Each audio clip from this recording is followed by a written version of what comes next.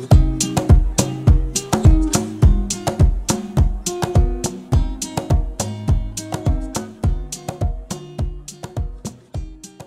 pessoal, eu sou a Ana Prestes, essa aqui é a coluna Mira Mundo e nós estamos no canal do Opera Mundi.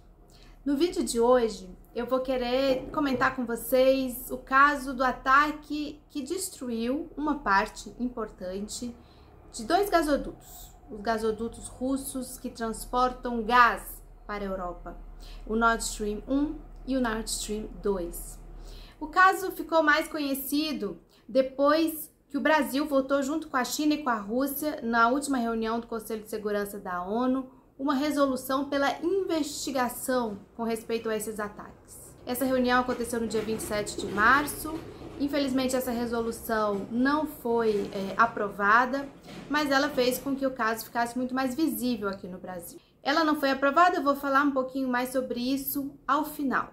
Antes de entender o caso das explosões propriamente ditas, eu quero recordar aqui o que são o Nord Stream 1 e o Nord Stream 2.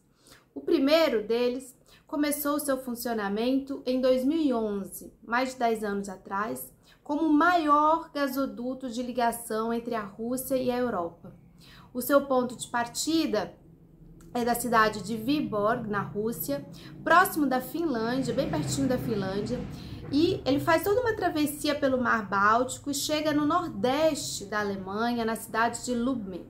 Na verdade, os dois gasodutos vão chegar ali, como eu vou dizer daqui a pouco. Ele é operado pela estatal energética russa, a famosa e conhecida Gazprom, com uma extensão de 1.200 quilômetros e uma capacidade de distribuição de até 55 bilhões de metros cúbicos do gás natural.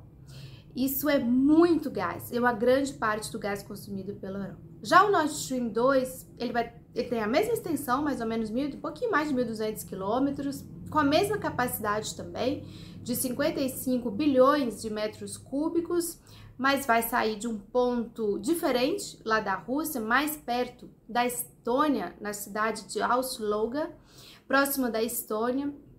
Vai fazer o mesmo trajeto de passagem pelo Mar Báltico e vai chegar na Alemanha também no mesmo ponto.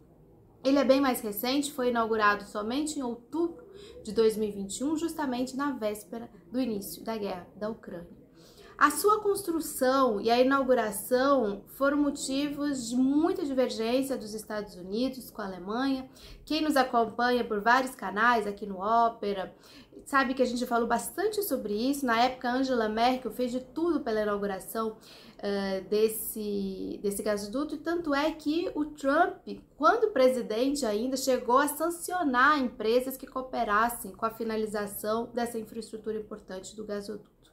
E apesar de inaugurado, né, e estar em plena condição de funcionamento, o Nord Stream 2, por fim, não entrou em operação.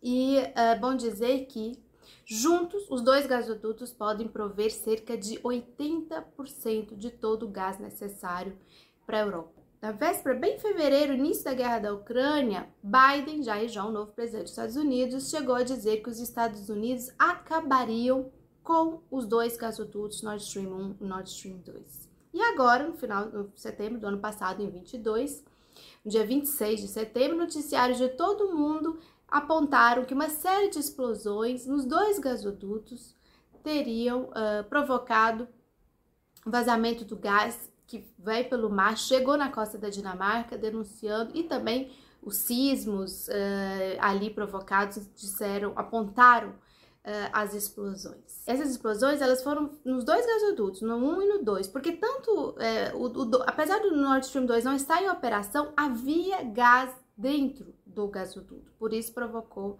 também o vazamento do gás. Ali são águas internacionais, mas em zonas de atividade exclusiva, atividade econômica exclusiva, tanto da Suécia como da Dinamarca. Na época, 3 dias depois, o presidente da Rússia, o Putin, disse que aquilo se tratava de um ataque terrorista. Os ucranianos e os poloneses disseram que era um ataque terrorista, mas um ataque terrorista russo contra os países europeus. Putin falou que era um ataque terrorista, obviamente, contra a Rússia. A gente pensa, por que a Rússia explodiria sua própria infraestrutura? São dutos gigantes de aço encapsulados em cimento para transporte de gás natural, uma infraestrutura bastante complexa.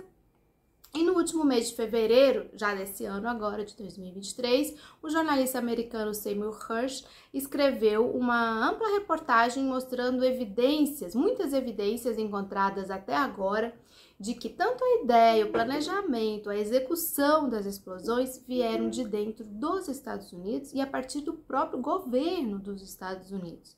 Há provas de que militares da Marinha dos Estados Unidos teriam instalado explosivos ao longo dessa construção do Nord Stream, principalmente na conexão entre os dutos, que é a parte mais frágil dessa infraestrutura, isso lá em junho do ano passado, de 22, acobertado por um exercício militar organizado pela OTAN, que são frequentes esses exercícios militares, como nós sabemos, e lembrando que Finlândia e Suécia estavam, na época, em pleno processo de adesão à OTAN, e eles estão bem na região em que as explosões aconteceram. O professor da Universidade de Colômbia também, o Jeffrey Sachs, teve a oportunidade de falar por diversas vezes nas últimas semanas sobre o caso, inclusive ele foi um dos que apelou para que o Conselho de Segurança da ONU fizesse uma investigação, por isso dessa votação, né, que o Brasil vota com a Rússia e a China. E ele disse que esse ocorrido pode ser interpretado como uma provocação bélica, um ato de guerra mesmo, de uma grande potência como os Estados Unidos contra a Rússia. E a complexidade disso está em que as consequências desse ataque do gasoduto ou dos gasodutos são tão grandes que elas não são apenas econômicas, não giram apenas em torno de perdas econômicas, mas elas são uma ameaça a todos os tipos de infraestrutura interfronteiriças ou transfronteiriças que ultrapassam fronteiras, que estão em águas internacionais, como nós temos cabeamentos para a internet, como nós temos outros gasodutos, como nós temos centros de monitoramento geológico submarinos. E ele lembra que um mundo que passa por uma transformação, uma transição energética, como nós estamos vivendo, vai precisar no futuro e até hoje mesmo de uma infraestrutura cada vez mais internacional e transfronteiriça, digamos assim.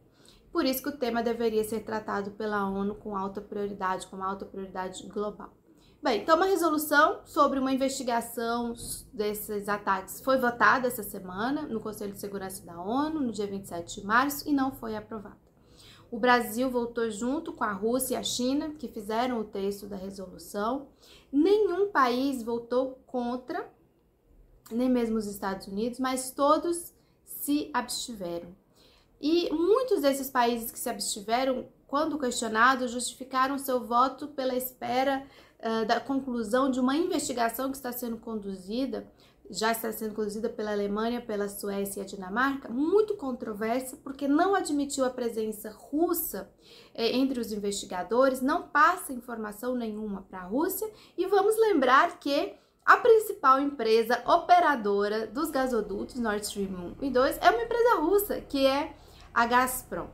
Então, é absolutamente inegável o quanto essas explosões, elas favorecem os Estados Unidos, primeiro por uma destruição propriamente dita de uma infraestrutura importante para a Rússia e que já incomodava muito os Estados Unidos, também porque estreita a tensão da relação entre a Rússia e outros países da Europa, aumenta, digamos assim, essa tensão, e também porque acaba com uma reaproximação que vinha acontecendo nas primeiras 2 décadas entre Rússia e Europa, muito pelas ações realizadas ali entre Rússia e Alemanha, em que a Angela Merkel também teve uma participação importante. E tudo isso acontece no momento em que ocorre uma prolongada guerra na Ucrânia, que já está demonstrado que os Estados Unidos não têm a menor intenção de abreviar essa guerra. Então, no mínimo, muito instigante e muito absurda a forma como os Estados Unidos têm conseguido se livrar dessa situação. Bom, se você gostou do vídeo, curte, compartilha, nos ajuda a divulgar as nossas ideias.